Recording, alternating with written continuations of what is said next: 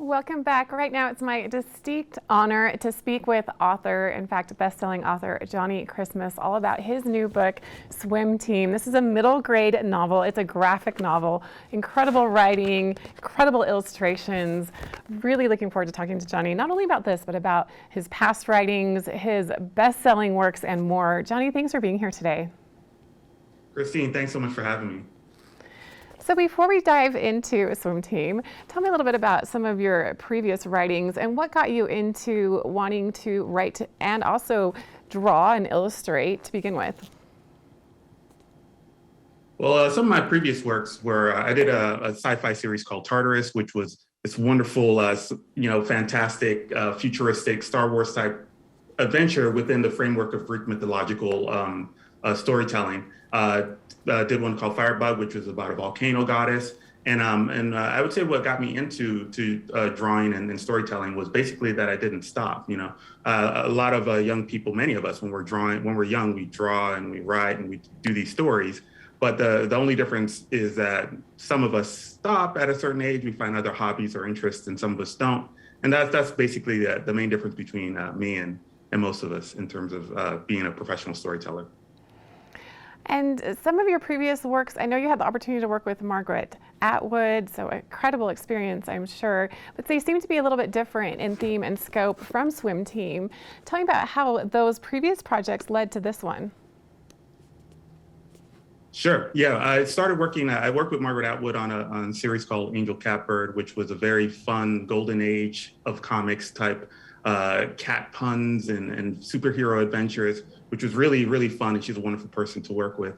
And then I did work with William Gibson on an adaptation of his Alien 3 script that was never made into the movie. They made a different Alien 3. But all along, I wanted to do works for younger readers because I thought when I was a younger reader, I was very interested in Calvin and Hobbes and Peanuts and those books. So that never left, and I always had this collection of stories that I wanted to tell. So I'm very excited to be able to now do that with Swim Team. It was a long road here, but I'm glad I'm finally here to be able to do this for this group of readers. And I'd love to hear about the inspiration behind Swim Team, especially this main character. It's a book about a girl who starts middle school and has to take swimming as one of her classes, which if you had to take swimming in middle school, there's quite a lot of challenges with having that as a class. And she's intimidated, and swimming is a big part of the school and the town. And so not only is this book about, kind of an experience that a lot of people have at that age, but there's also some other systemic issues that you address. So I'd love to hear more about this main character and her adventures. Sure. Bree was based a lot on me as a young person. When I was a kid, I fell into a swimming pool and I almost drowned. And that became a really seminal event in my life. And I thought it was a personal thing. I thought it was me as a 5-year-old, but I didn't realize that I was 5. I had no control of where swimming pools were built. I didn't realize there were no swimming pools in my neighborhood. So I didn't have access to it. So I wanted to write a book that young people like myself at the time wished I knew that, oh, there are larger issues at play, and where swimming pools are placed have nothing to do with you as an individual, but with larger systemic issues. And so I thought Bree would be a wonderful character. I came up with Bree earlier for a different story, and I really loved the character so much that I thought, okay, if I take my personal story and I have Bree, this wonderful character, carry the load, it'd be a really enticing way to bring this issue to the fore within the trappings of really fun middle grade friendship tale, and with team sport and all the wonderful benefits that come with that. I didn't want it to be super heavy, but I did want to get the message across for young readers who may, like myself, find themselves in a situation where they get to the pool or the beach once or twice a year, and they're kind of trepidatious because they haven't had that access to be close to the water constantly, and it's vitally important for young people to have that access so that they can be comfortable with the water and have a full, rich life in the pools and lakes and beaches.